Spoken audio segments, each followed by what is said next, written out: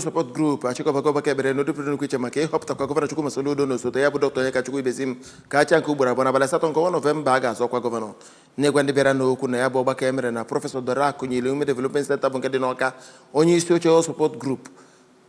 Chief Chinedu Nwoye kọwara na ebumnobi ya bụ ọgbakọ ekpere abụ na Chineke nna ga-aza ekpere banyere ihe ha bụ n'obi ịhụ na gọọmenti Soludo na-achata azụ n'abalị 8 nke Nọvemba n'afọ a. Chukwuemeka Modelim pụtara anyị akụkọ. Maazị Nwoye kọwara na ka ha kpechaziri ekpere na ha ga-amalitezi ugbu a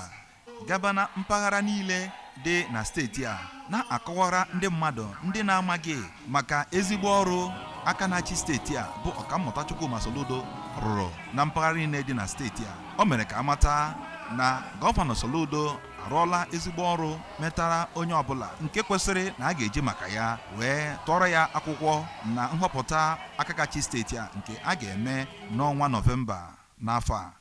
ka o were nwee ike rụtọpụ ezigbo ọrụ ndị o ji n'aka. N'aka nke ya, onye sokwazi na ya bụ otu All Soludo Support Groups Maazị Obi Ọchịije Modelim kwuru na ya bụ ekpere bụ nke ga-ewepụ ihe ọdachi ọbụla ga-eme ka apụga ghara ịtụrụ ugo mmeri na nhọpụta nke a ga-eme n'ọnwa Nọvemba n'afọ a. Ọ gakwaziri n'ihu wee too gọvanọ Soludo maka ezigbo ọrụ ọ rụgoro n'ihe gbasara okporo ụzọ, nchekwa, agụmakwụkwọ, ahụike